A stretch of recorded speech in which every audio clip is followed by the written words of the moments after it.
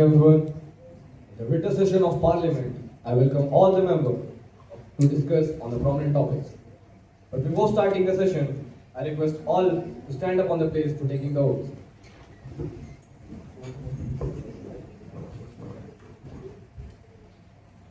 I, Om Birla, swear in the name of God that I will do true faith and allegiance to the Constitution of India as by law established, that I will uphold sovereignty and integrity of India, that I will faithfully and concisely discharge my duties as a member for the Union, and that I will do all right to all manner of people in accordance with Constitution and the law, without fear or favor, affection or ill will. Thank you. Now I would call all the members who are present here. Shri Akhilesh Yadav, Present and voting. Srimati Annapurna Devi, Present and voting. Shri Ashaduddin Owaisi, Present and voting. Shri Amit Shah, Present and voting. Srimati Bansuri Swaraj, Present and voting. Shri Shashi Tharoor, Present and voting. Shri Tokan Sahu, Present and voting. Shri Rajnath Singh, Present and voting. Shri Priyanka Gandhi, Present and voting. Srimati Nirmala Sitharaman, Present and voting. Ms. Tawni Ghosh, Present and voting. Present and voting. Srimati Mawam. Present and voting. The committee moves to a formal session. Before starting the session, firstly I would like to call Nirmala Sitharaman to present the motion in front of the House. I, Nirmala Sitharaman, here in front of all the members of the Parliament, would like to propose the bill of revisiting Indian digital censorship laws, ID rules 2021 and DPDP 2023. Those who are in the favor of motion may say aye. Aye. Those who are against may say nay. Nay. Clearly, ayes have it, ayes have it. The motion is passed for the discussion. The speaker for the discussion are Nirmala Sitharaman, followed by Tawni Ghosh, followed by Tokan Sahu, followed by Priyanka Gandhi, followed by Bansuri Swaraj, followed by Ashaduddin Owaisi, followed by Rajnath Singh, and lastly followed by Shashi Tharoor. The first speaker for the motion is Nirmala Sitharaman. To begin with, I'd like to thank Honorable Speaker Sir for giving me this opportunity to serve my views in front of all the members of the Parliament. In our era, we've replaced old, unconstitutional, unstructured and vague laws that kept India in notoriety for several years with the ones that are explicit, constitutional and structured like ID Rules 2021 and DPDP 2023. DPDP is India's first proper data privacy law that allows even a government department to be fined for toying with your data.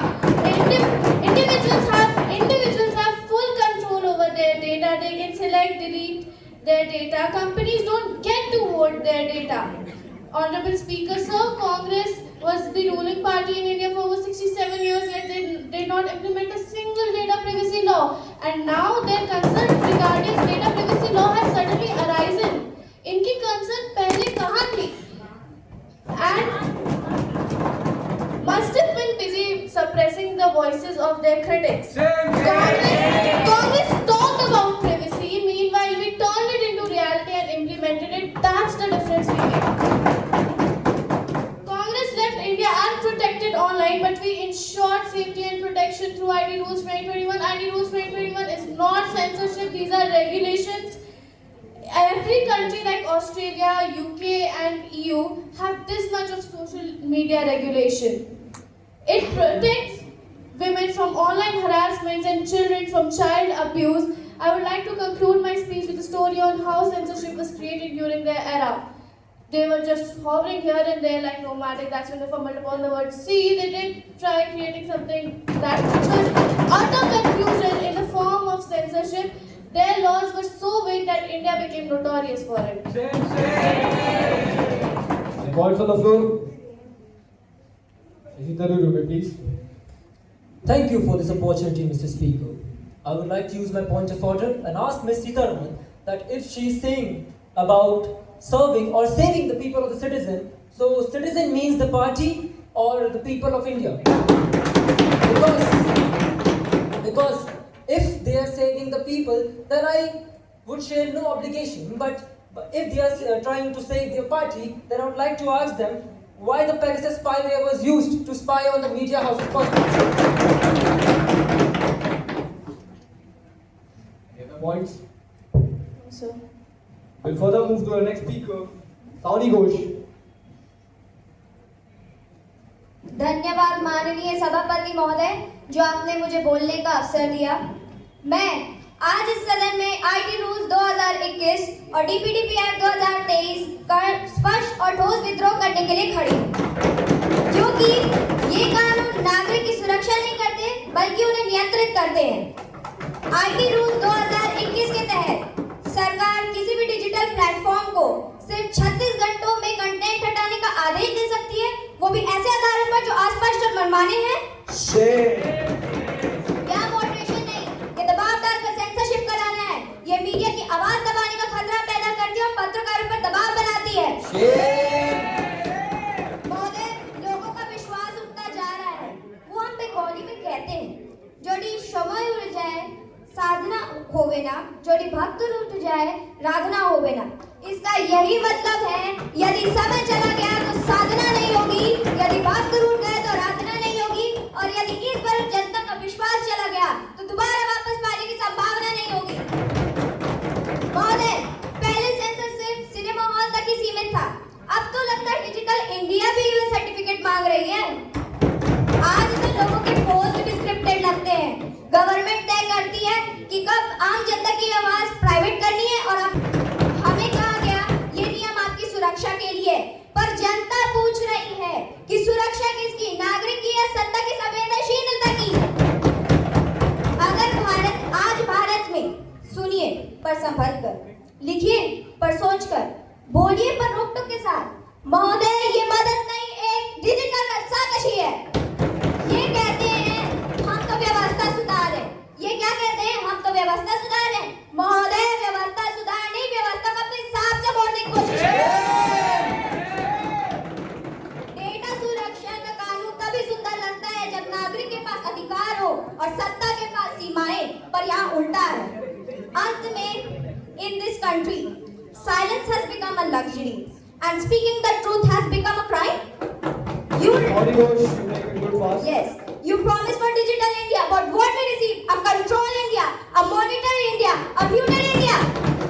At last, I would like to say for your promises. पत्ते तो झड़ते हैं, उठाता है कोई कोई, वादे तो सभी करते हैं, निभाता है कोई कोई। धन्यवाद। कुछ बोलना चाहेगा? मसीदर। माननीय अध्यक्ष महोदय, सायोनी जी सेंसरशिप की बात करती हैं, पर इन्हें मैं याद दिलाना चाहती हूँ कि इनके ही राज्य में वेस्ट बंगाल में एक मीम से लोगों पर एफआईआर हो जाते हैं। हम पर सेंसरशिप का आरोप मजाक नहीं लगता। मैं एक डेटा प्रस्तुत करना चाहूंगी। ये बात है 2024 में 2 एक्स यूजर्स ने एक मीम पोस्ट किया था एक्स पर, और वो मीम बिल्कुल भी डेरोगेटरी नहीं था। वो सिर्फ एआई जनरेटेड था और एक ह्यूमरस वीडियो था जो सिर्फ पॉलिटिकल सटायर था और अब्यूज नहीं था। लेकिन उस पर जिन्होंने पब्लिश किया और जिसे पोस्ट किया, उनके ऊपर एफआईआर किया गया।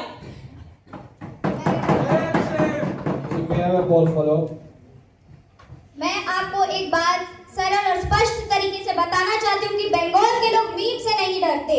डर तो उन्हें लगता है जिन्हें सच का आईना देखने का आदत नहीं है। Any other point? I would like to use point of information. Yes, you may please.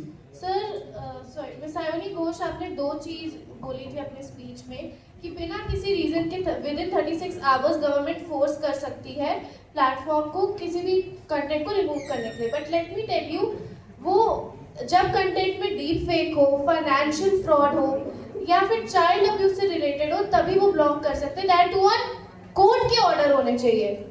There are legal procedures, and in addition to that, the government doesn't get free access to your to citizens' data. There is a whole legal procedure.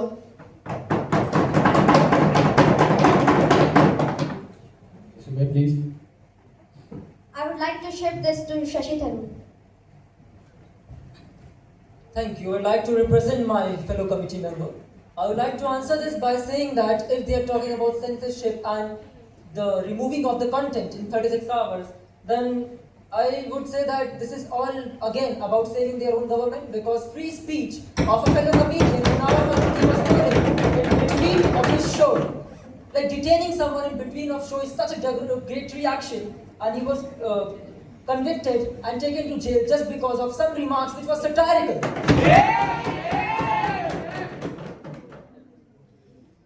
I'll proceed further. So, our next speaker is Tokan Sahu.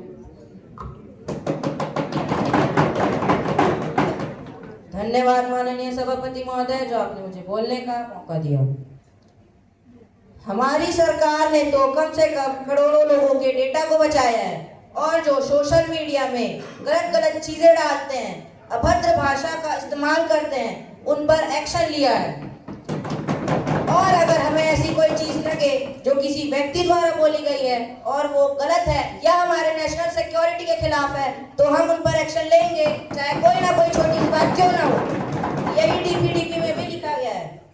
वरना हमारी हालत भी कांग्रेस सरकार जैसी हो जाएगी, जो इनके ग्रेट सेंसरशिप की हालत हर्षद मेहता ने की। और मैं यह कहना चाहता हूँ कि बड़े बड़े देशों में इतने सख्त सोशल मीडिया के लिए कानून बनाए गए हैं कि अगर ये वहां चले जाए तो ये तो सड़क पर आ जाएंगे बोलकर कि हमारी आवाज दबाई जा रही है। इनको ऐसे कानून में रहने की आदत पड़ गई है जहां कोई भी खुल्लम खुल्ला धमकी या कुछ गलत बोल देता है। हम अपने देश को ऐसा नहीं बनाना चाहते हैं। हम अपने देश को ऐसा बनाना चाहते हैं ताकि अगर कोई व्यक्ति कोई गलत बयान या चीज कहे तो हमारी सरकार उसे सजा देगी। और कांग्रेस सरकार को अगर लगता है कि अपने पुराने आईटी एक्ट से वो देश को चला सकते हैं, तो मैं उन्हें बता दूं, दुनिया क्लाउड पे जा रही है, तुम जमीन से हिलते नहीं। जो साथ चले वक्त के वो कभी रास्ते में मिलते नहीं। धन्यवाद। Rahul Gandhi, please.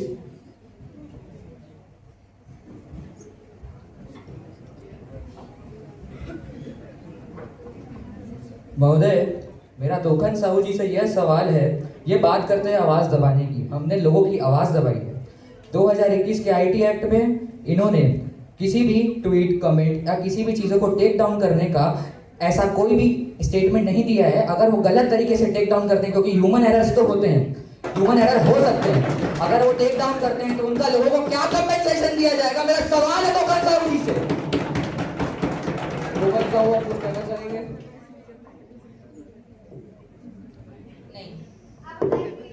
डर गए, बीजेपी पार्टी डर गई। शांति बनाए रखिए।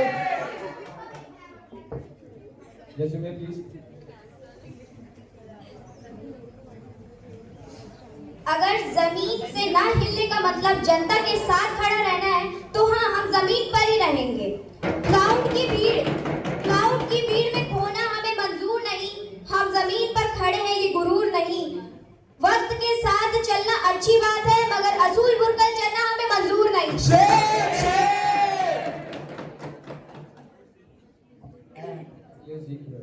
जी, मैं राइट टू ऑर्डर के तहत आप कृपया बैठ जाइए, मैंने आपको अनुमति दी है।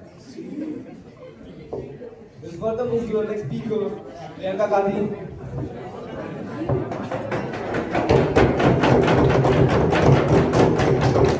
आदरणीय अध्यक्ष महोदय, मैं आपको धन्यवाद देना चाहती हूँ कि आपने मुझे इस सदन में बोलने का मौका दिया। ये अलग बात है कि सत्ता पक्ष के लोग मेरी बात सुनने से पहले ही भाग जाएंगे।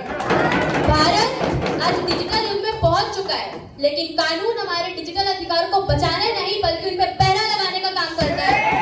आईटी एक्ट 2021 कहता है कि हम ऑनलाइन भाषा सुधारेंगे। अरे भैया, पहले अपनी कस्टमर केयर की भाषा तो सुधार लो। सुधार के तो दिखाओ। मान्यवर आईटी रूल 2021 के तहत सरकार ऑनलाइन कंटेंट ब्लॉक करा सकती है, लेकिन उस कंटेंट को ब्लॉक कराने के पीछे के जो आदेश होते हैं वो सार्वजनिक नहीं होते हैं। ना तो जब तक उसका कारण बताया जाता है और ना ही उन्हें अपना पक्ष रखने का मौका दिया जाता है। सरकार, क्या हम 21वीं सदी के डिजिटल इंडिया में ये सेंसरशिप एक्सेप्ट कर सकते हैं? मान्यवर, ये लोकतंत्र है, इसमें ट्रांसपेरेंसी चॉइस नहीं, मैंडेटरी होना चाहिए। नहीं चलेगी, तानाशाही नहीं चलेगी। मैं पूछना चाहती हूँ कि क्या आपकी सरकार यही चाहती है कि कि जनता सिर्फ वही बोले जो आप सुनना चाहते हैं? यदि हाँ, अगर ऐसा है तो मैं ये कहना चाहती हूँ कि ये संसद है, कोई फैमिली ग्रुप चैट नहीं जिसमें गुड मॉर्निंग लिखकर लोकतंत्र में खामोशी किसी भी स्वस्थ लोकतंत्र की निशानी नहीं है। प्लेटफॉर्म पे दबाव डालना, पोस्ट हटवाना, युवाओं की आवाजों को चुप करवाना, ये लोकतंत्र की नहीं नियंत्रण की भाषा है। इससे कोई सरकार मजबूत नहीं होती, सिर्फ एक वाईफाई सिग्नल जैसा भरोसा होता है जो कभी है तो कभी नहीं। अगर बात करें डीपीडीपी एक्ट पर तो डेटा आज पहचान है। सरकार कहती है कि चिंता मत करो, हम आपका डेटा सुरक्षित है। हाँ, सुरक्षित बिल्कुल वैसा ही जैसे बस स्टैंड पर रखा सामान जो कब कौन उठा के ले जाए। हम ऐसा कानून चाहते हैं जो डर नहीं अधिकार दे, सुरक्षा दे, स्वतंत्रता दे बिना किसी शर्त के और लोकतंत्र को किसी एयरप्लेन मोड में ना डाले। सदन के माध्यम से मैं सिर्फ इतना कहना चाहती हूँ कि डिजिटल मीडिया बंद कमरों में नहीं, जनता के बीच संवाद से बननी चाहिए। धन्यवाद। Point on the floor from ruling party. Also, Raj, please. अध्यक्ष महोदय, प्रियंका जी ने डेटा प्रोटेक्शन की बात की, पर क्या उन्हें याद है 26/11 का इंसिडेंट जब टेररिस्ट ने VoIP सर्विसेज और एन्क्रिप्टेड ईमेल्स का खुलेआम इस्तेमाल करके लोगों पर अटैक करवाया था? उस समय डेटा किस स्तर पर रखा था आपका, या फिर आपने बस स्टैंड नहीं बनवाया था?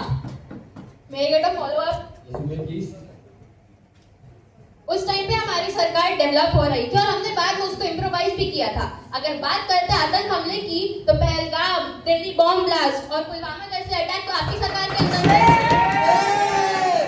वादे किए थे कि हमारी सरकार अच्छे दिन लेके आएगी, तो मैं पूछना चाहती हूँ कि आपकी सरकार के अच्छे दिन कहाँ गए? ना करती है रातें ना जीते हैं तुम्हारे में। बीजेपी पार्टी कहती थी कहाँ गए चले शांति बना रखे। Any other points? Modi ji, please. माननीय अध्यक्ष महोदय, मैं बता देना चाहता हूं, चूंकि इन्होंने मेरा नाम ही ले दिया है अपने भाषणों में, तो मैं इन्हें बता देना चाहता हूं कि एक सरकार को पलने बढ़ने में और बड़े होने में 4 साल का वक्त काफी होता है। अब मैं खैर मान सकता हूं इनकी गलती है, मैं मान सकता हूं इनकी गलती है, इन्हें सरकार में भी आए तो जमाना हो गया। महोदय, ये बोलते हैं कि प्रयास करते हैं हम किसी आदमी, किसी व्यक्ति या किसी व्यक्ति के ट्वीट के हम किसी आवाज को दबाने की कोशिश करते हैं, तो मैं इन्हें बता देना चाहता हूं कि अगर सरकार की सुरक्षा, भारत देश के हमारे लोकतंत्र की सुरक्षा के लिए अगर किसी व्यक्ति के किसी बात को दबानी पड़े तो देश के हित के लिए दबा देना उचित होता है। महोदय, ये भारत के संविधान और भारत के मौलिक अधिकारों में लिखी है। अरे हाँ, मेरे से तो गलती भी हो सकती है। मैं मानता हूं कि मौलिक अधिकार का हनन करना कांग्रेस की तो पुरानी आदत है। बोलना चाहेगा?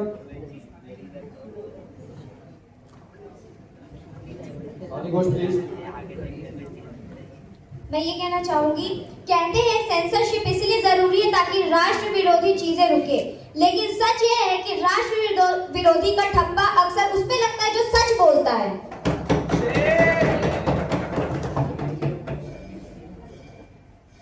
We further move to the next speaker, Balsuri Swaraj.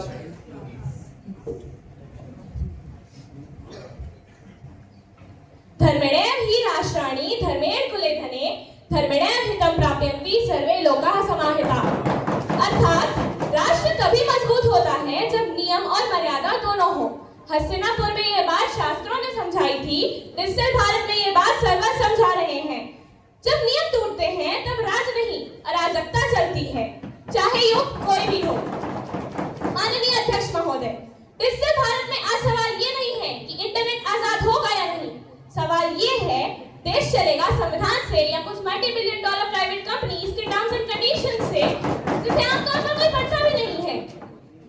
IT rules 2021 कहते हैं अगर आप भारत के 80-90 करोड़ यूजर्स से उनका डेटा ले रहे हैं, कमा रहे हैं उनसे, तो ग्रीवेंस ऑफिसर रखना, 24 घंटे में इलीगल कंटेंट हटाना और राष्ट्रीय सुरक्षा के मामले में सहयोग करना कोई अत्याचार नहीं, मेरे कुछ शिष्टाचार है।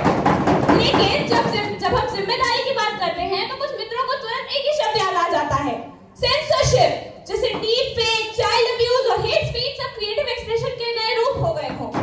डीपीडीपी एक्ट 2023 ने स्पष्ट किया है कि भारतीय नागरिक कोई फ्री डेटा माइन नहीं बल्कि डेटा प्रिंसिपल है, जिसका इसका डेटा लिया भी जाएगा तो नीयत साफ होगी, सुरक्षा मजबूत और हिसाब किताब ट्रांसपेरेंट होगा, वरना भारी दंड सुनिश्चित है।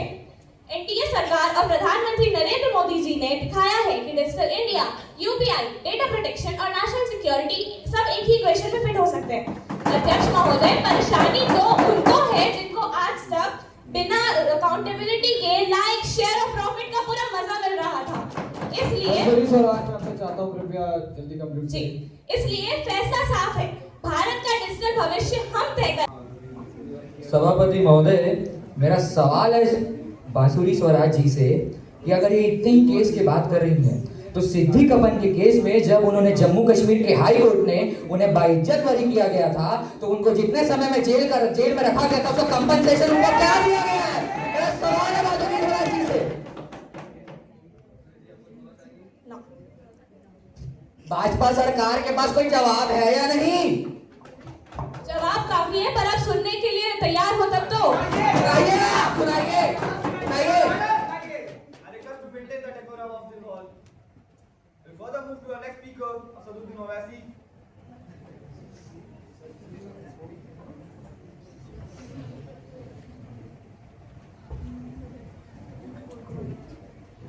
Thank you, Honorable Speaker, sir. I, Asaduddin Owaisi, standing before this House to strongly oppose the so-called IT Rules 2021 and DPDP 2023. Speaker, sir, the government keeps shouting about Digital India, but what it is creating is Surveillance India, Censorship India, and a controlled India, not a democracy, sir, not a democracy. Speaker, sir, the government wants to trace every message, monitor every post and decide which news is fake and which news is real. Sir, please tell me, freedom of speech means what? Freedom of speech does not mean freedom only for those who praise this government. I repeat, Speaker, sir, freedom of speech does not mean freedom only for those who praise this government, who support this government. Sir, tell me, will this stop crime or will it create fear among the citizens? Speaker, sir, every message becomes a potential crime and every citizen becomes a prime suspect. IT rule से सोचा था आवाज को mute कर देंगे, DPDP से सोचा था जनता को रूट कर देंगे। अरे सर, डेमोक्रेसी है डेमोक्रेसी, कोई वाईफाई नहीं जिसे पासवर्ड बदल कर कंट्रोल कर देंगे। Sir, BJP talks about development, but the real aim is to silence the protester, to suppress the minority voices, and to intimidate anyone who questions the authority. Speaker साहब, मुझे बताएं, is this democracy or is this fear of democracy? Sir, I want the answer. जवाब दीजिए BJP. Speaker sir, अंत में मैं I want to say this clearly. You cannot run a democracy without belief or these. Speaker sir, I demand that the government withdraw these IT rules immediately, bring a proper bill and place it before a joint parliamentary speech. Speaker sir, I want to say this clearly in front of everyone, in front of the citizen, in front of this house to protect the privacy, protect free speech and protect the constitution. Speaker sir, अंत में मैं एक शायरी बोलना चाहूँगा, जिन्हें हर बात में खतरा दिखे वो हुकूमत क्या चलाएंगे, जिन्हें हर बात में खतरा दिखे वो हुकूमत क्या चलाएंगे, लोगों की आवाज। When the government implements such strict rules to work against online harassment and child abuse and all the exploitations, this honest behavior feels protected. Meanwhile, the dishonest calls it surveillance. It's the fear of being exposed, not the fear of the system. And sir, do you even know what would happen if this rule is removed? वैसे जी please. So I want to shift this to my member Shashi Tharoor ji. Shashi Tharoor ji, please. Thank you, Mr. Speaker. I would like to ask Ms. Nirmala Sitharaman ji that if they are talking about we don't know what's going on in our party, then they don't want the country to know that what their party is exactly doing. I want to ask her that who is Dinesh Singla? Why his name was not mentioned in any media houses, in any media platform when he was detained along with all the other detainees of the Delhi bomb blast case. Why his name was not... Please. To begin with, sir, investigation is still going on and this is national security issue, so we cannot disclose it. You should know about it. I want both of you to sit. Further move to the next speaker, Rajnath Singh.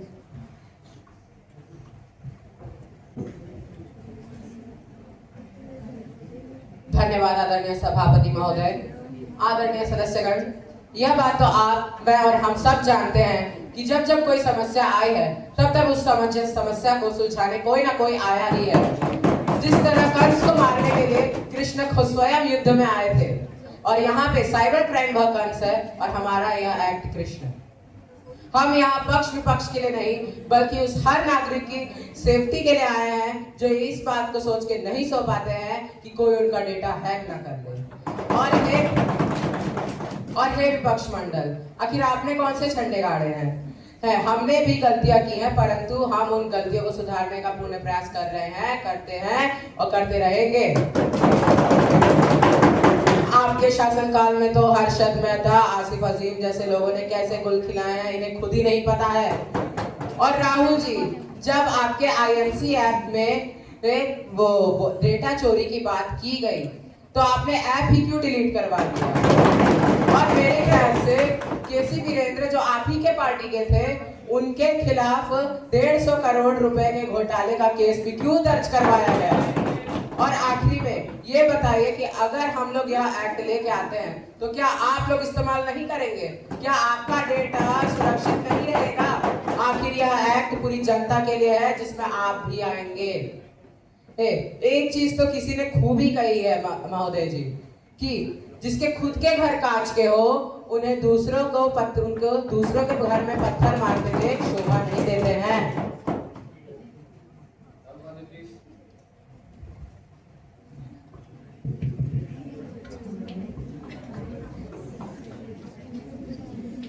महोदय जी, मेरा राजनाथ सिंह जी से एक सिर्फ 2 ही सवाल पूछूंगा उनसे। मैं यह पूछना चाहता हूँ, ये स्कैम की बात करते हैं, हाँ माना हमारे टाइम में स्कैम हुआ था, लेकिन इनके टाइम पे क्या इन्होंने झंडे गाड़े हैं? विजय माल्या जी किसकी सरकार में स्कैम करके जाते भारत से?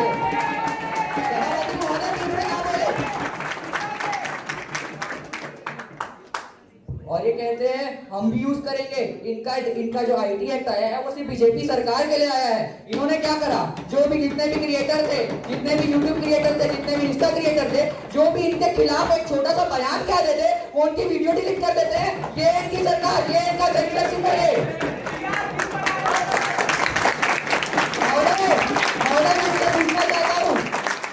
मैं इनसे पूछना चाहता हूँ कि अभी जब मैं इनके पहले एक सवाल पूछा था सिद्दीक अपन जी का केस, उसके जवाब देते टाइम तो इनकी कोई आवाज नहीं निकली, लेकिन अब इनकी आवाज निकालेंगे, उसका जवाब दीजिए पहले, उसका जवाब चाहिए। कुछ बोलना चाहेंगे? यस, मैं कैन फॉलो प्लीज। आपने जो बात की विजय माल्या केस की, तो मैं एक चीज याद दिलाना चाहूंगा आपको कि आखिर वो कौन सी पार्टी थी जिसने विजय माल्या को 9,000 करोड़ का लोन दिया था? मेरे ख्याल से जितनी जानकारी मुझे है वह पार्टी कांग्रेस की थी। और हाँ, वही बात आई ये मैसेज वगैरह डिलीट करवाने की, तो मैं एक चीज जानना चाहूंगा, जब एक फ्रेंच ट्वीट यूजर ने आपके खिलाफ में एक ट्वीट डाला कि जो आईएनसी ऐप है वो लोगों के आधार कार्ड की डेटा चोरी कर रहा है, तो आपने आखिर वो आईएनसी ऐप ही क्यों डिलीट करवा दिया? और इलेक्शन के समय जो 680 आपके खिलाफ फेसबुक पे जो मैसेजेस थे,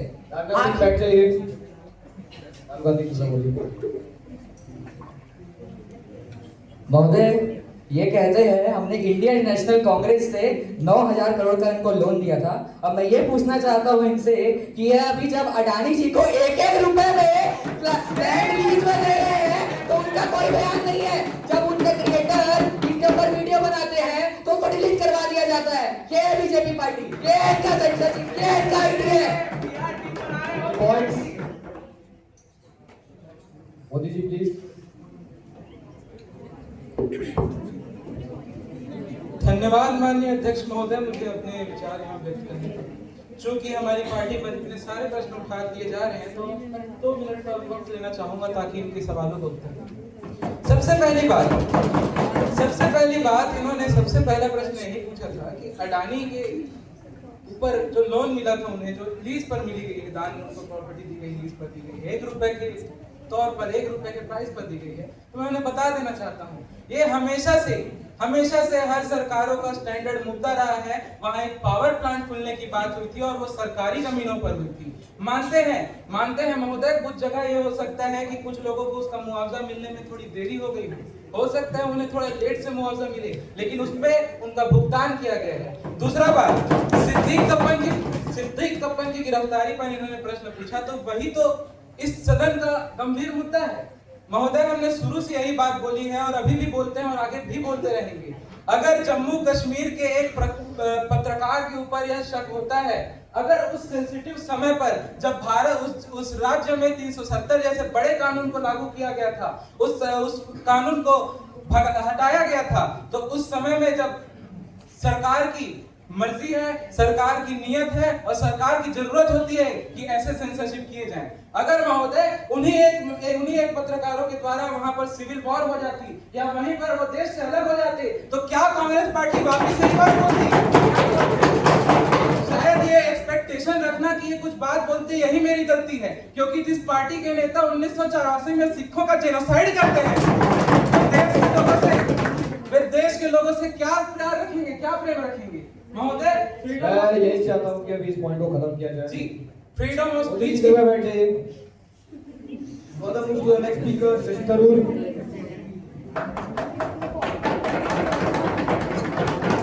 Thank you for giving me this opportunity, Mr. Speaker, sir. Members of this esteemed assembly, it is my privilege to rise today on the respective motion. A lie travels around the world while the truth is putting on its shoes. Ladies and gentlemen, I stated this proverb to put an emphasis on the importance of information. Information has played a very prominent role, whether it is the war tactics of ancient eras we talk of or about contemporary world. The recent globe inevitably revolves around information, and the new one who controls it undoubtedly rules in innumerable spheres. And as we grow as a developing world nation, we have newer problems to deal with. For instance, the field of information technology, artificial intelligence, and our youth indulging with it. This might sound bleak and typical, ladies and gentlemen, but believe me when I say these facts out aloud, that according to a survey done by Pew Research Center, up to 95% of young people aged between 13 and 17 report using a social media platform. And in some surveys, 48% of young people report seeing misleading content every day. And that is exactly why controlling and content regulation is very important, and this should be a very top priority of government to enact this act accordingly. And however, after the indecorous deeds done by the ruling party, I feel like this act ain't gonna work for as it aspires to. And Mr. Speaker, instead of pure imagination, I am saying these based on recent incidents when the ruling party put up a whole charade of some Rana case for covering up their negligence they showed to the Manipur incident, which was totally supported by Indian media, who calls itself so-called independent organization. I laugh on it, as all I see is just a puppet of government. Mr. Speaker, this act can also be potential threat to right to privacy and personal information of our citizens. Also, I'd like to add that yes, the government should start calling itself an electoral autocracy rather than a true democracy. Points. Azuri Swaraj, please. मान्यवर शशि थरूर जी ने data invasion की बात की, तो मैं उनसे पूछना चाहूंगी कि रामायण में जब श्री राम ने अपनी प्रजा की सुरक्षा के लिए जब उन्होंने अपने से नहीं हो रहा है, वो सिर्फ कुछ सेंसिटिव कंटेंट्स में होता है। Point of personal privilege, Yes, you may please. महोदय, मैं इनसे कहना चाहता हूँ किसी भी धर्म को इस टॉपिक के बीच में ना लाया जाए। श्री राम, अभी हम कुरान के बारे में कह देंगे तो ये कहेंगे कि मुस्लिम को सपोर्ट कर रहे हैं, इसलिए हमने किसी भी धर्म के बारे में कुछ नहीं कहा है। मेरा बांसुरी स्वराज जी से यह अनुरोध है, किसी भी धर्म को बीच में ना लाए। Further move to सभी माननीय सदस्यों ने अपने विचार व्यक्त कर दिए हैं।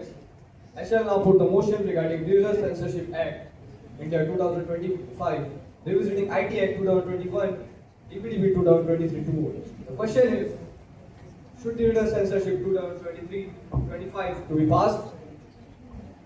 Those who are in favor may say aye. Aye. Those who are against may say nay. Nay. सभी सदस्यों को 1 मिनट का समय दिया जाता है। कमेटी सेशन 1 मिनट के बाद शुरू हो। धन्यवाद। We will move to the second committee session. First, before the announcement of motion, I invite Honorable Rahul Gandhi ji to present the bill in front of the House. धन्यवाद आदरणीय सभापति महोदय। I Rahul Gandhi, the leader of the opposition of the House, present the motion of the electoral procedure of India fair process or authority felicity in the House. Those who are in the favor of motion, may say aye. Aye. Those who are against, may say nay. Nay. Clearly, ayes have it, ayes have it, ayes have it. Motion is passed for discussion. Speaker for discussion are Amit Shah, followed by Akhilesh Yadav, followed by Kangana Ranaut, followed by Gaurav Gogoi, followed by Shivraj Singh Chauhan, followed by Rahul Gandhi, followed by Purna Dev, followed by Mahbub Modi, and lastly, our Prime Minister Narendra Modi. So our first speaker is Shri Amit Shah. Please. धन्यवाद आदरणीय सभापति महोदय, आपने सदन में मुझे मेरा पक्ष रखने का अवसर प्रदान किया। मान्यवर, आज इस सदन में चर्चा किसी ऐसे वैसे मुद्दे पर नहीं, बल्कि भारत के लोकतंत्र की आत्मा चुनावी प्रक्रिया में छेड़छाड़ करने के विषय पर है। और मान्यवर, आज मैं इस सदन में एक गृह मंत्री के रूप में तो नहीं, बल्कि इस देश की 140 करोड़ जनता की आवाज बनकर आया हूं। मान्यवर, और मैं अपनी भाषण को शुरू करने से पहले विपक्ष को बता देना चाहता हूं कि इस सदन में तथ्य चलता है, शोर नहीं। मान्यवर, आरोप तो हम पर कई लगाए गए, आज उनका जवाब दिया जाएगा। पहला आरोप लगाया जाता है एनडीए की चुनाव प्रक्रिया पक्षपाती है। मान्यवर, अगर एनडीए की चुनावी प्रक्रिया पक्षपाती है तो एक भी साबित मामला, चुनावी एनडीए की सरकार में एक भी साबित मामला सामने क्यों नहीं आया कि हमारी चुनावी प्रक्रिया पक्षपाती है तो लाइए सामने। मान्यवर, दूसरा तो ऐसा इनका तथ्य है, ऐसा इनका एलिगेशन है जैसे इन्होंने उसको अपना पेटेंट बना लिया हो। मान्यवर, ये बोलते हाइड्रोजन बम है लेकिन निकलता सुथरी बम ही है।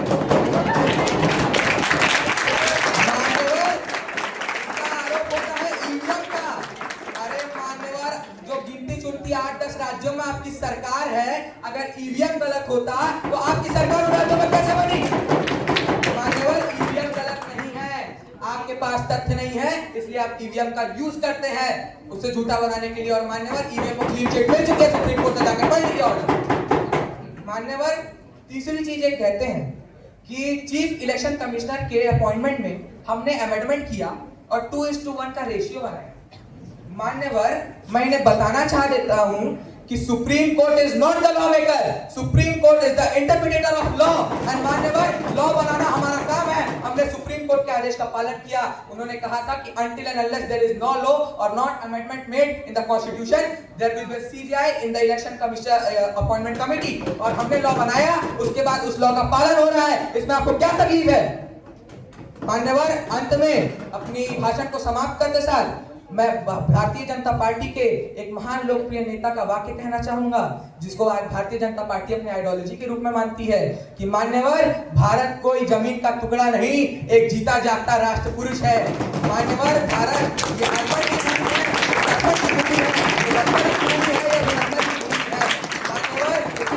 कंकर हमारे लिए शंकर है, इसकी नदी नदी हमारे लिए गंगा है। अगर हम जिएंगे तो भारत के लिए, हम मरेंगे तो भारत के लिए। और मान्यवर, अगर गंगा जल में बहती हुई हस्तियों को कोई कान लगाकर भी सुनेगा तो यही पाएगा कि भारत माता की जय। जय हिंद, जय भारत।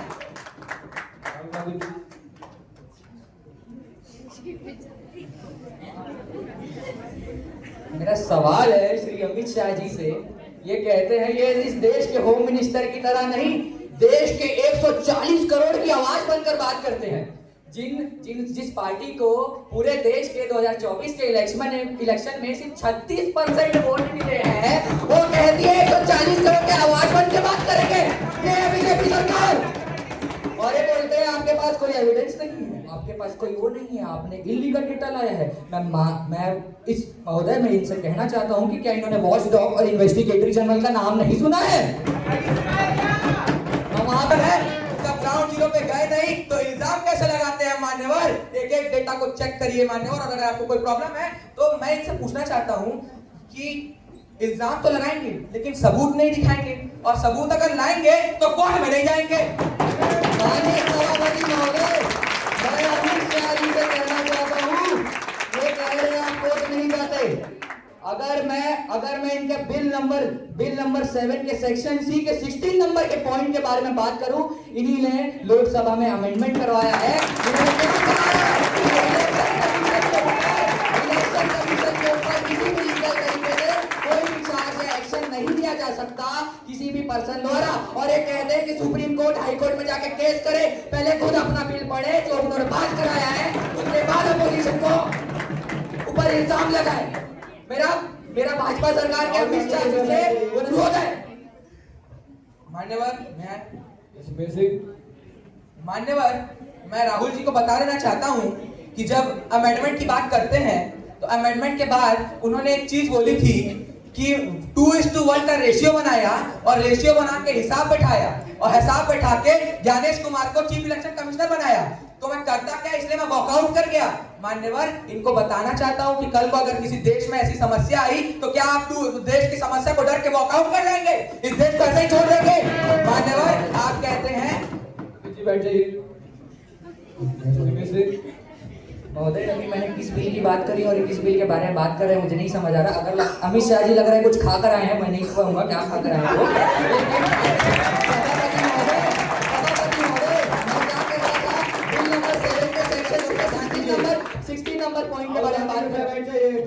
महोदय। मैंने 16 नंबर के पर बात की थी, उसमें क्या लिखा हुआ था? चाहता हूँ कृपया मैं बैठ जाइए। महोदय, मेरी बात को दबाएगा किया जा रहा है। मान्यवर सभा मेरे बात को दबाए। कृपया बैठ जाइए। Further move to our next speaker, Akhilesh Yadav.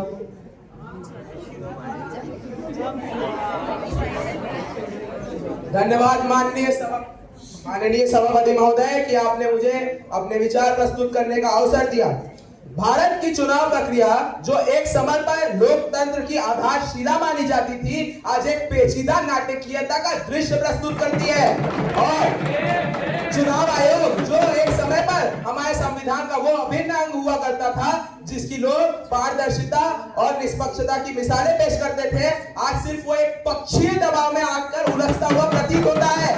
मैं इस पर एक शायरी कहना चाहूंगा, लोकतंत्र का एक खेल बड़ा रहस्यमय है, जहां वोटरों की आवाज ये नहीं सुनते हैं, सत्ता के नशे में अक्सर इनकी व्यवस्था खो जाती है, जनता की उम्मीदों को अंधेरे में छोड़ जाती है।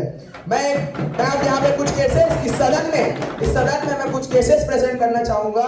पहला केस, राजस्थान का जब 2023 का विधानसभा चुनाव हुआ तो जो योजनाएं थी, स्मार्टफोन योजना थी जिसमें हमारी माताओं बहनों को स्मार्टफोन दिए जा रहे थे, तब उसका भी जो अनाउंसमेंट है और उसकी भी सारी पूंजी बना ली गई थी मॉडल कोड ऑफ कंडक्ट से पहले, लेकिन मॉडल कोड ऑफ कंडक्ट जैसे ही लगा उसे रोक दिया गया, उनकी सप्लाई रोक दी गई। परंतु बिहार में जब इसी साल चुनाव हुए विधानसभा के, तो चुनाव के एक दिन पहले तक भी पैसे आते रहे अकाउंट में माताओं बहनों के। ये योजना नहीं है, रिश्वतखोरी है चुनाव से पहले। लेकिन जब रिपोर्टर ने दिल्ली की सीएम रेखा गुप्ता से पूछा कि आप पर राहुल गांधी ने आरोप लगाए हैं कि आप ईवीएम हैक करते हैं, तो उन्होंने जवाब दिया कि जब 70 सालों से ये ईवीएम हैक कर रहे थे तब आपको दिक्कत नहीं हुई, अब हम ईवीएम हैक कर रहे हैं तो आपको प्रॉब्लम हो रही है। इसका ये मतलब है, अभी 2 मिनट नहीं हुए माननीय,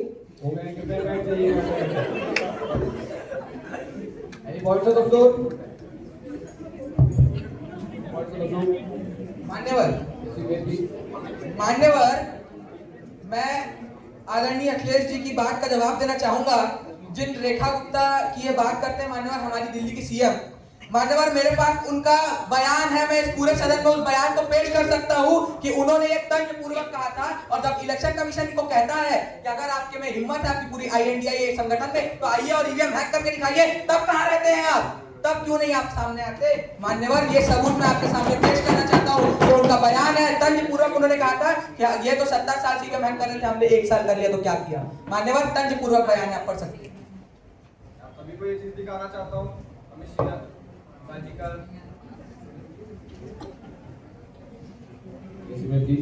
मैं right two point of information से इसे कहना चाहूंगा कि अगर वो तंज पूर्वक बयान था तो उन्होंने पहले क्यों नहीं बताया कि ये तंज पूर्वक बयान है? अगर मैं जाके कहीं पे भी बोलूंगा कि मैंने ये चोरी की है तो लोग तो यही समझेंगे ना कि मैं चोर हूं।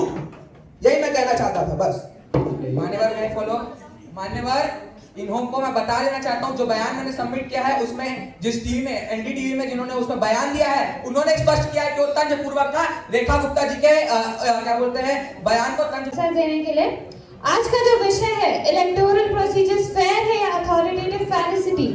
महोदय, इलेक्शन प्रोसेस पर शक करना आसान है बट एंड रिजल्ट्स अगर इनके पक्ष में ना हो तो देश से ईवीएम की तबीयत खराब है। सो लूजर्स। महोदय, इंडिया के इलेक्शंस को 3 टायर मॉनिटरिंग सिस्टम प्रोटेक्ट करता है। ECI, district, state election machineries and also political parties agents her stage पर है। Polling, ceiling, storage, counting etcetera. But still they से सिस्टम बायस्ड है। EVMs 2006 से सुप्रीम कोर्ट अप्रूव्ड है।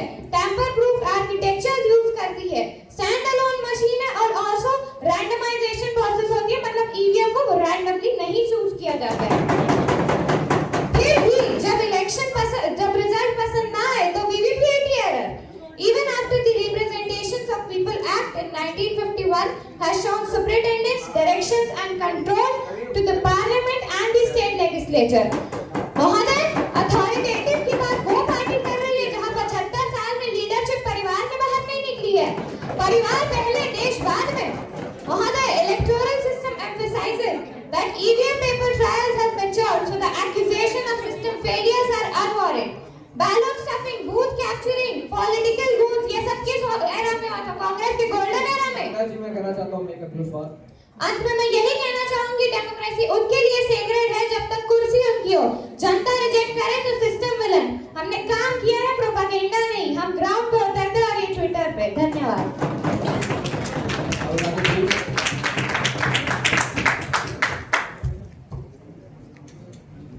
जैसे कि कमना जी, हम सबको पता है जैसे कि आपको आज़ादी 2014 के बाद मिली थी। मैं इनसे पूछना चाहूँगा, ये इतने ही सेफ्टी और प्योरेस्ट फॉर्म की बात करती हैं तो यूपी के ग्रामीण क्षेत्र में ग्राम पंचायत में कि वहाँ के सरपंच के बेटे ने बीजेपी को 8 बार वोट दे देते थे, अपनी वीडियो बनाई है, उसके बारे में आप क्या कहना चाहेंगे? बस आप बता दीजिए और क्या बता दीजिए बस। महोदय, मैं फॉलो मैं ये कहना चाहती हूँ इस टॉपिक पे कि आप अगर यूपी की बात कर रहे हैं तो उसमें कार्रवाई की गई है एंड में। महोदय, मैं बोलूं? इनकी बोलते हैं ये कार्रवाई की गई है। अगर वहां से एक वीडियो लीक हो गया तो ये वहां पे कार्रवाई कर लिए हैं। अगर इतनी सारी जगह वोट चोरी है, केस फाइल की गई है, वहां से अगर एक सबूत नहीं हुआ तो वहां पे एक स्टेप नहीं उठा रही है। ये है भाजपा सरकार, ये है भाजपा सरकार। जो कहीं पे भी वोट चोरी हो रही है तो वहां पे मान लेंगे, लेकिन जहां पे सिर्फ एक वीडियो लीक हो गया सिर्फ वहां पे एक छोटी सी कार्रवाई करके बोलते हैं कि हमने कार्रवाई की, हमने कार्रवाई की। महोदय, I would like to shift to Mr. Amit Shah. Shah please. मान्यवर, मैं फॉलो। मान्यवर, अभी राहुल जी ने कहा कि जिस सरपंच के केस की ये बात करते हैं मान्यवर उत्तर प्रदेश में कि 8 बार बीजेपी को वोट दबाते हुए सामने आया, 1 घंटे के अंदर मान्यवर 1 घंटे के अंदर इलेक्शन कमीशन ने उसके ऊपर एक्शन लिया है। 4 एजेंट्स को, 4 वोटिंग बूथ ऑफिसर को सस्पेंड कर दिया गया और आज वो व्यक्ति जेल में अपनी सजा काट रहा है। मान्यवर, ये है इलेक्शन कमीशन की निष्पक्षता और ये है भारतीय जनता पार्टी का न्याय। महोदय, मेरा इनसे ये सवाल है कि मैं ये पूछना चाहता हूँ, जहाँ से सिर्फ सबूत बाहर नहीं आया वहाँ पे इनमें क्या इन्वेस्टिगेशन की, मैं वो जानना चाहता हूँ बस। कोई सवाल नहीं है मेरा, मेरा कोई सवाल नहीं। इलेक्शन कमीशन हर जगह जांच करेगा जहाँ जहाँ उसे सबूत मिलेगा। जी घर में बैठ जाइए।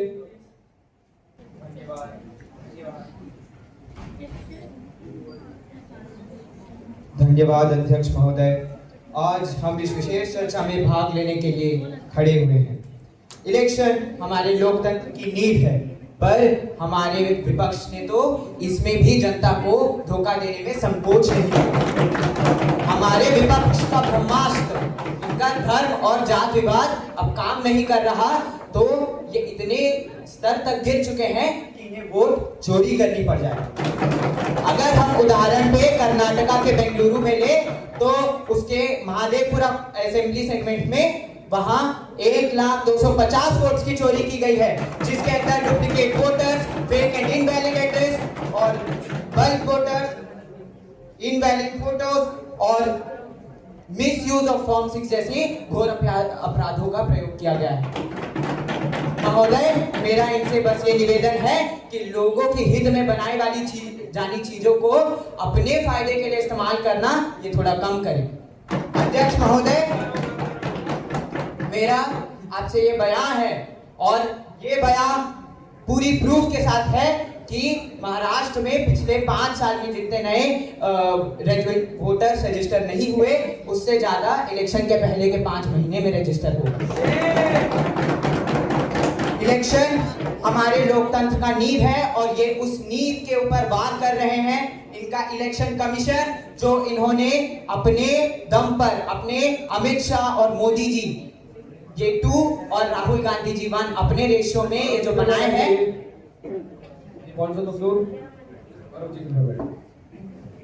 बोलना चाहेगा इस पे रूलिंग पार्टी कैसे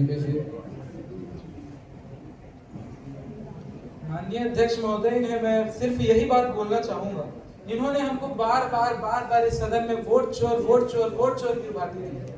बार हमें वोट चोरी पर का इल्जाम लगाया गया है। तो मैं इन्हें बता देना चाहता हूं, जो इन्होंने कहा महाराष्ट्र में 1 करोड़ से ज्यादा लोग 5 महीने में ही सिर्फ इतने ज्यादा लोग ऐड हो गए जितने कि पिछले 5 साल में नहीं हुए थे। तो मैं तो पूछना चाहता हूं महोदय, लगता है इन्होंने अभी घर में होमवर्क ही नहीं किया है। मैं आपको बता देना चाहता हूँ, इलेक्शन कमीशन ऑफ इंडिया की रिपोर्ट के अनुसार अगर आप देखें, इलेक्शन कमीशन की ऑफिसर के रिपोर्ट के अनुसार देखें जो महाराष्ट्र में प्रस्तुत किया गया था, तो उसमें साफ जाहिर होता है कि सिर्फ 40.8 लाख लोगों को नए वोटर आईडी के साथ वोटर रोल में एग्रीगेट किया गया था। महोदय, आपको मैं बता दूं, जबकि 5 सालों के अंतर में 5 साल के भीतर में सिर्फ 1 करोड़ लोगों की नई नियुक्ति हुई थी, नई वोटर आईडी बनी थी, न कि 40 लाख। महोदय, 5 महीनों के अंतराल को 5 साल के अंतराल से कंपेयर करना अपने आप में एक मूर्खता की बात है। मैं तो बोलता हूँ जनाब, आप जनता को मूर्ख समझना बंद कीजिए। किसी के गले नहीं उतरती साहब, ये बातें किसी के गले नहीं उतरती।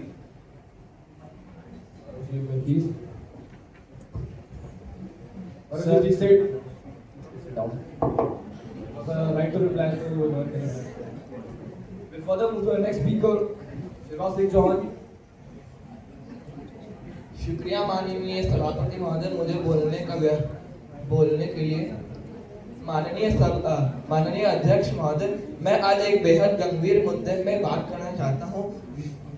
वो है हमारी भारत की चुनावी प्रक्रिया, जिससे कांग्रेस बार अपने राजनीतिक सुविधाओं के अनुसार सवालों के घेरे में खड़ा कर देती है। कांग्रेस की समस्या चुनावी प्रक्रिया से नहीं है, कांग्रेस की समस्या जनता का दिया हुआ जनादेश स्वीकार न कर पाना है। जब कांग्रेस जीतती है तो ईवीएम सही, जब हारती है तो ईवीएम खराब। कांग्रेस ने 60 साल से राज किया है, फिर भी फर्जी वोटिंग बूथ कैप्चरिंग की समस्या खत्म नहीं कर। बोलना चाहेगा इनके ऊपर? Further move to the next speaker, Rahul Gandhi.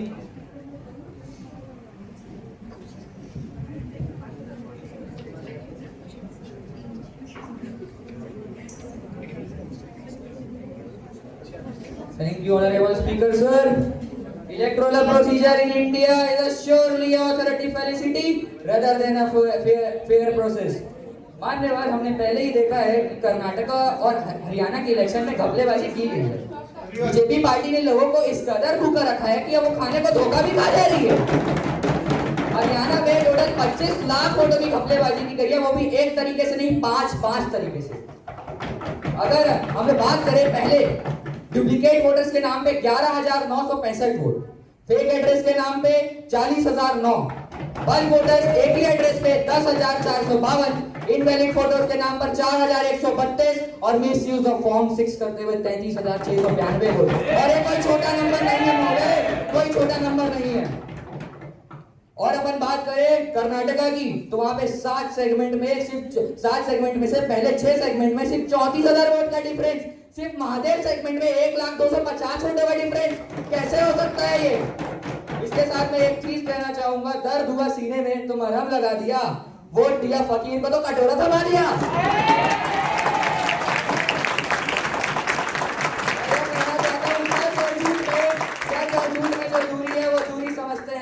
सियासी हकीमों की हम भी मजबूरी समझते हैं। कुछ लोग अपना हक समझते हैं, निवाला छीन लेने को, तानाशाही को भी कुछ लोग अब जरूरी समझते हैं।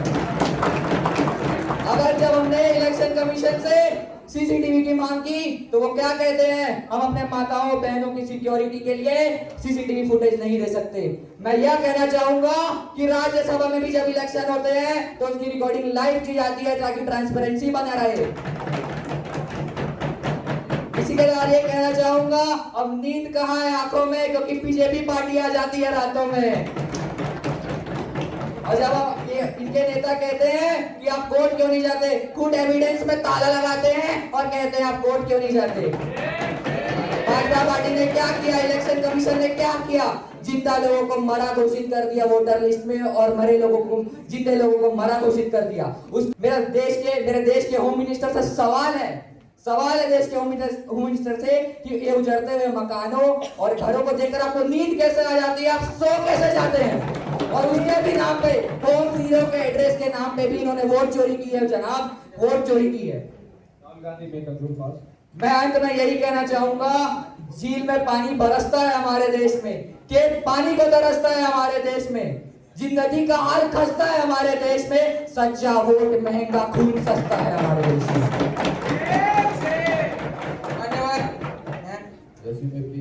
मान्यवर, शायद राहुल गांधी जी फिर से अपना होमवर्क अच्छे से नहीं करके आए। जिस संविधान को लेकर इस सदन में आते हैं, कभी उस संविधान के पन्ने खोले हैं क्या राहुल जी? पूछता हूं आपसे। आप कहते हैं कि हमने एविडेंस को ताला लगाया, इलेक्शन कमीशन ने आपको एविडेंस नहीं दिया। अरे मान्यवर, हरियाणा के स्टेट इलेक्शन कमीशन ऑफिसर ने आपको बोला था वोट लेटर के साथ आपकी एचपाई के सारे एविडेंस को लेकर आइए कि हरियाणा में चोरी हुई है। तब आपने क्या बोला था कि नहीं मान्यवर, हम विचार करेंगे आगे। क्यों नहीं गए थे तब आप उनके पास वोट लेटर लेकर? पूछता हूं मैं, पूछता है इस देश की एक जनता, क्यों नहीं गए थे आप? आपको तो 45 दिन नहीं मान्यवर, 90 दिन मिले थे, तब क्यों नहीं गए?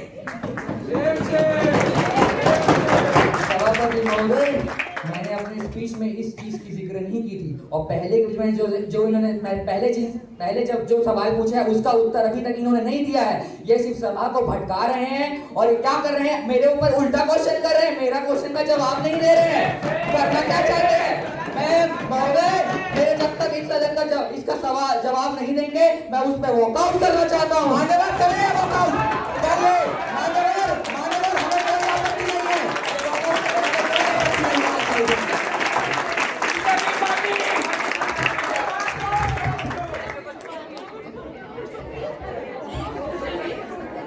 वॉकआउट करना ही कांग्रेस पार्टी का पहचान बन चुका है।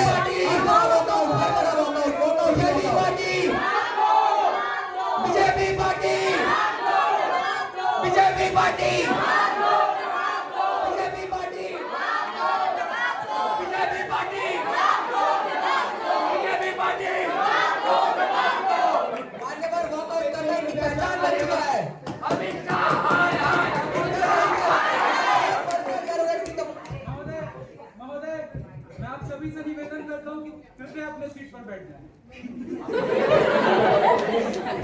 आपके फैसलों का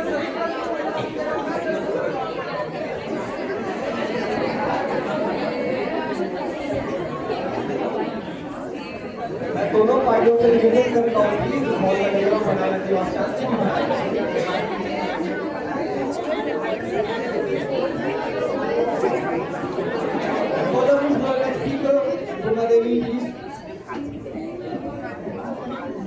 Thank you, Honorable Speaker, for giving me this opportunity to share my views.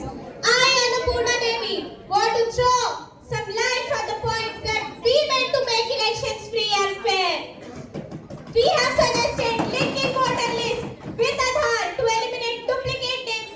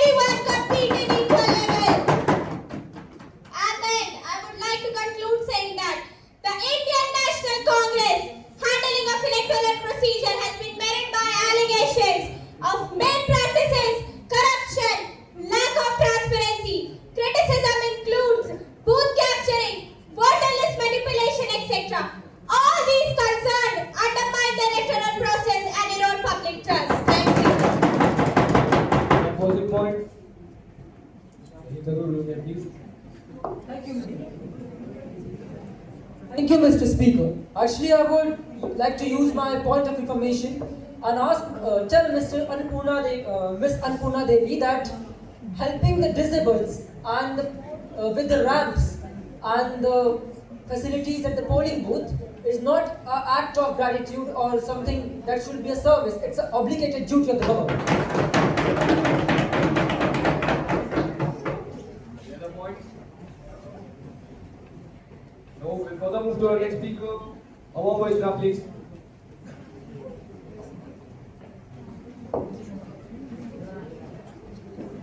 Thank you, Honorable Speaker, sir.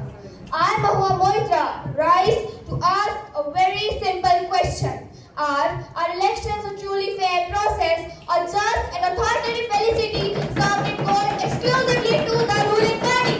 Yes, our India's electoral system is vast, but fairness is not in machines, fairness is in mindset. And our mindset is very simple. Elections are not to be won, they're to be engineered, they're to be managed. Let's talk facts, not the bedtime stories ruling party narrates every election season. 95.7% of electoral bond money went to the ruling party. Sir, this is not सबका साथ, ये तो सबका पैसा सरकार के पास है. इसे ये फंडिंग कहते हैं, इसे फंडिंग कहा जाता है. 95% ED CBI cases only against the opposition. क्या कमाल का कोइंसिडेंस है ना? ऐसा तो एस्ट्रोलॉजी वाले भी गारंटी नहीं करते. रूलिंग पार्टी ने 375 प्लस रैलीज की और जब ऑपोजिशन पार्टी ने परमिशन मांगी तो 60 प्लस डिस्ट्रिक्ट्स में परमिशन डिनाई कर दिया गया. ये डेमोक्रेसी है या वीआईपी का access event? Opposition accounts frozen, hundreds of crores blocked.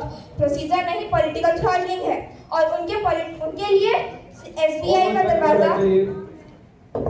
Any points on the floor? Vijay? No, sir. Any? No, sir. We'll further move to our next speaker and lastly, Narendra Modi.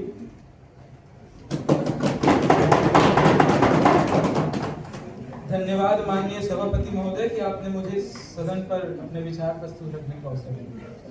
मैं शुरू से इस सदन में देख रहा हूं कि कांग्रेस पार्टी इंडी अलायंस के लोगों ने सवाल पे सवाल दागे. मैं सभी सवाल पर एक एक करके उत्तर देना चाहूंगा. सर्वप्रथम महोदय, इलेक्शन कमीशन की रिपोर्ट्स और इलेक्शन कमीशन के प्रोसेस को फॉलो करना इलेक्शन कमीशन की जिम्मेदारी होती है, वो हमारे कंट्रोल में नहीं. उन्हें मैं बता देना चाहता हूं कि 1970 का जमाना नहीं है जब हम इलेक्शन कमीशन को कंट्रोल करने पर आएंगे. महोदय, अगर आपको इलेक्शन कमीशन की इन विधियों पर इतना ही समस्या है, अगर माननीय अध्यक्ष महोदय, मैं इसे बोलना चाहता हूं, इन्हें अगर सदन की गरिमा पर इतना ही विश्वास नहीं है तो सबसे पहली बात, अगर आपको इलेक्शन में कुछ घपलेबाजी दिखती है तो आपको कोर्ट में जाकर याचिका दायर करनी चाहिए थी. महोदय, representation of people act, model code of conduct act और सीक्रेसी ऑफ बैलेट एक्ट के तहत इलेक्शन कमीशन को यह पावर है कि वो इलेक्शन को अपने अनुसार कंडक्ट करे.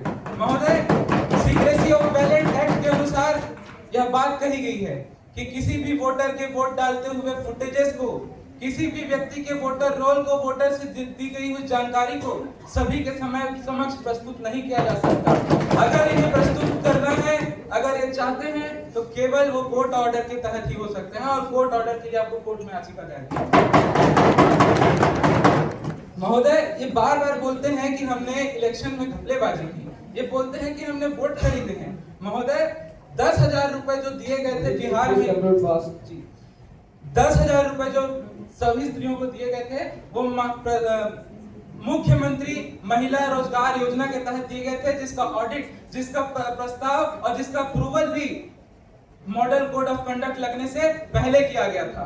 महोदय, मैं यही बात बोलना चाहूंगा कि उम्र भर कांग्रेसी यही भूल करते रहे. धूल तो पप्पू पर थी और एक मुर्सिया साहब.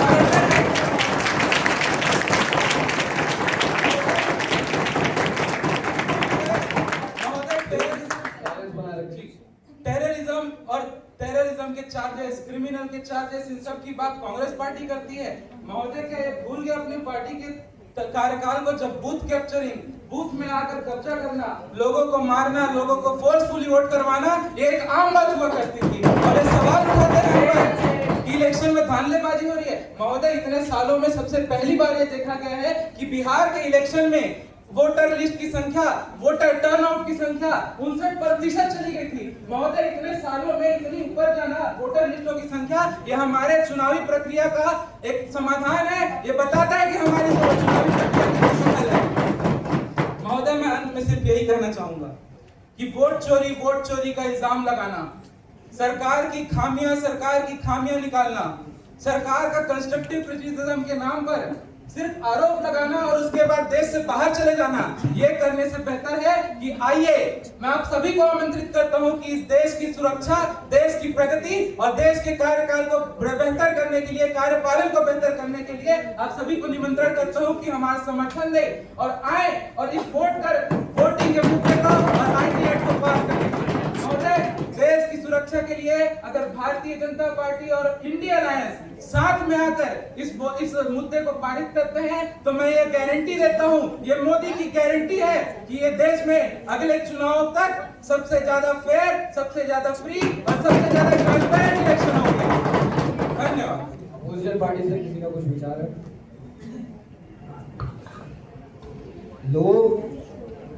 लोगों की अच्छाई और अच्छे कर्म करने के लिए मैं मोदी जी के साथ जाना चाहूंगा और उन्हें गले लगाना चाहूंगा। कृपया मोदी जी को सामने आमंत्रित करता हूं।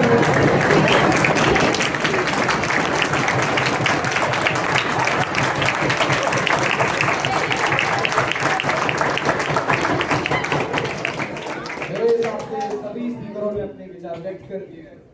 I shall now put a motion, electoral procedure of India, fair process or authoritative. The question is India's electoral procedure of fair process? Those who are in favor, may say aye. Aye. Those who are against, may say nay. Clearly, ayes have it, ayes have it, ayes have it. House is now adjourned. आप सभी का निवेदन है और मैं धन्यवाद करता हूँ कोऑपरेट करने के लिए। धन्यवाद। भारत माता की जय। लोकतंत्र जिंदाबाद जिंदाबाद जिंदाबाद। लोकतंत्र जिंदाबाद जिंदाबाद जिंदाबाद।